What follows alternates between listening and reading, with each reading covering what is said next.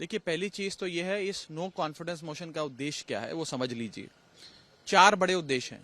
पहला उद्देश्य तो यह है कि सरकार बार बार ये कह रही है कि सरकार बहस चाहती है सदन चलाओ, सरकार बहस चाहती है सदन चलाओ, और विपक्ष हम शोर मचा रहा है, इसलिए सदन नहीं चल पा रहा। इस नो कॉन्फिडेंस मोशन के आने के बाद सरकार मजबूर हो जाएगी सदन चलाने पर, और इस प्रकार के मनगढ़ंत आरोप हम पर नहीं लगेंगे। वास्तव में सदन चलेगा। 4 दिन बर्बाद हो गए मॉनसून सत्र के।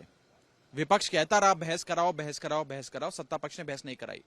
तो पहली चीज इस नो कॉन्फिडेंस मोशन लाने की पहला औचित्य यह है, पहला उद्देश्य यह है कि सबसे पहले सदन चलेगा, बहस होगी, जो हम चाहते हैं।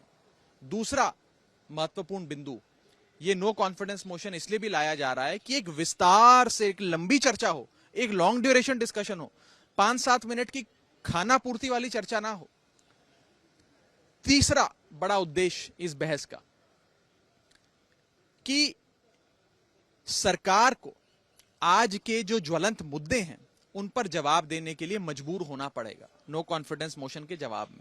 और चौथा और बड़ा उद्देश्य, ट्रेडिशनली और कन्वेंशनली ये देखा गया है कि नो कॉन्फिडेंस मोशन की समाप्ति के पहले प्रधानमंत्री जी खुद सदन के भीतर आकर नो कॉन्फिडेंस मोशन पे अपने विचार रखते हैं, देश को संबोधित, सदन को संबोधित करते हुए देश के ज्वलंत मुद्दों पर अपना वक्तव्य देते हैं।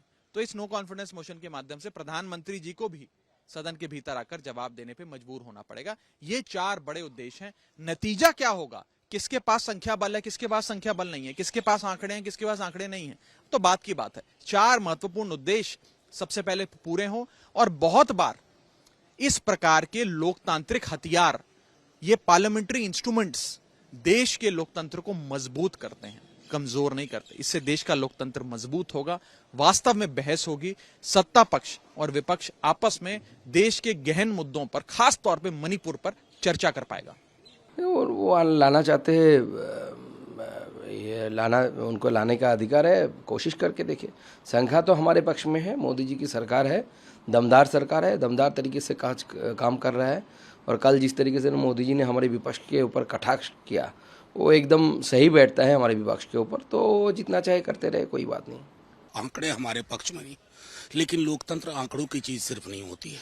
मणिपुर जल रहा है, वहां के लोग टकटकी लगा के देख रहे हैं कि हमारे प्रधानमंत्री जुबान कब खोलेंगे। किसी भी और उपकरण से वो जुबान खोल नहीं रहे थे।